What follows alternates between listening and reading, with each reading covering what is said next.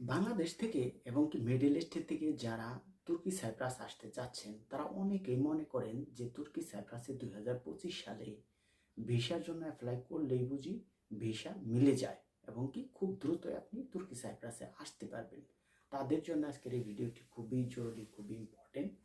কেননা এর আগেও আমি আপনাদেরকে বলেছি যে দেখুন, তুর্কি সাইপ্রাসের ভিসা পাওয়াটা এত অ্যাভেলেবেল নয়, এত দ্রুত আপনি ভিসা পাবেন না। অবশ্যই সেজন্য আপনার অপেক্ষা করতে হবে এবং কি ভালো এজেন্সি কিংবা দালালের সহযোগিতা নিতে হবে।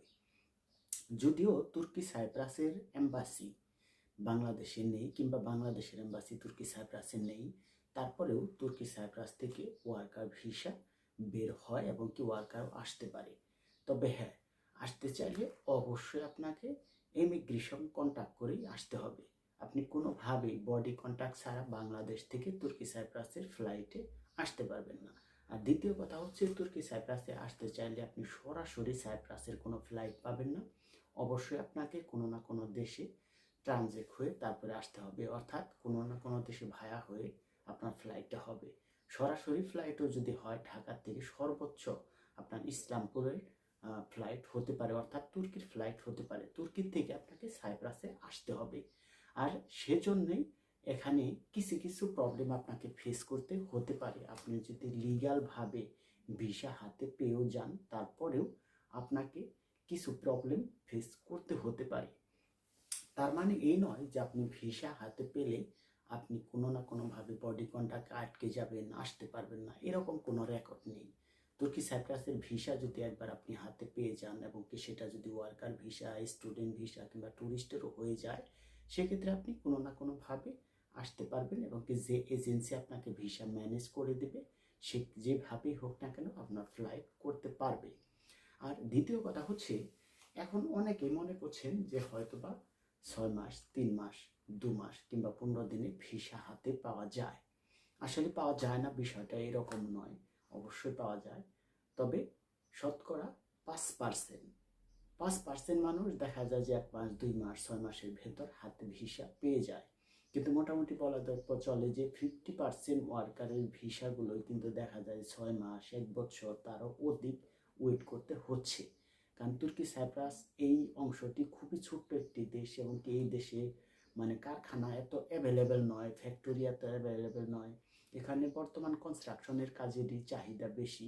এই বিষয়টা অবশ্যই আপনাদের খেয়াল রাখতে হবে। অনেকেই কম্পেয়ার করেন মালয়েশিয়া, সৌদি, কাতার, দুবাইয়ের সাথে কিংবা সিঙ্গাপুরের সাথে। এই সমস্ত কান্ট্রির সাথে কম্পেয়ার করলে আপনি ভুল করবেন, কারণ এই দেশটি একটি পর্যটক একটি দেশ।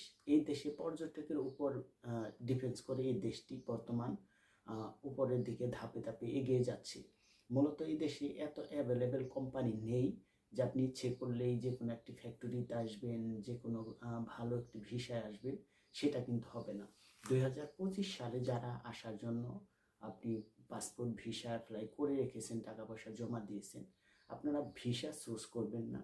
আপনি এভাবে দালালকে কিংবা এজেন্সিকে বলবেন না যে আপনি কোম্পানিতে যাবেন কিংবা ফ্যাক্টরিতে যাবেন, তাহলে কিন্তু আপনি ভিসা পেতে অনেক লেট হবে এবং কেমন হতে পারে যে আপনি ভিসা নাও পেতে পারেন। আপনার শুধু উদ্দেশ্য একটাই থাকবে যে আপনি তুর্কি সাইপ্রাসে আসবেন, আপনাকে যে কোনো ভিসার মাধ্যমে যেন আপনাকে পাঠায়।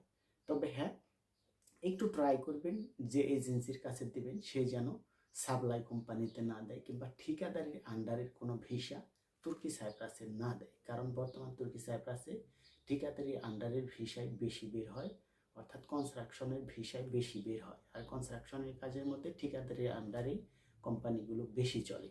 ঠিকাদারির আন্ডারের ভিসাগুলো একটু অবশ্যই হার্ড হবে, মানে বিশাল হার্ড হবে আপনার কাজগুলো। সেখানে অনেকেই আছেন যে বাংলাদেশ থেকে যারা নতুন অবস্থায় আসবেন তারা কিন্তু টিকতে পারবেন না, অনেকটাই কষ্ট হবে। কাজেই যারা তুর্কি সাইপ্রাসে আসবেন, আপনি পাসপোর্ট, টাকা পয়সা যদি জমা দিয়ে থাকেন তাহলে একটু ধৈর্য ধরে থাকবেন এবং কি যে এজেন্সি কিংবা কোনো প্রবাসীর কাছে যদি জমা দিয়ে থাকেন তার সাথে ভালোভাবে কথা বলবেন, ভালোভাবে যোগাযোগ রাখার চেষ্টা করবেন। তাহলে ইনশাআল্লাহ অবশ্যই আপনি ভিসা পেয়ে যাবেন এবং কি সাইপ্রাসেও আসতে পারবেন। Thank you.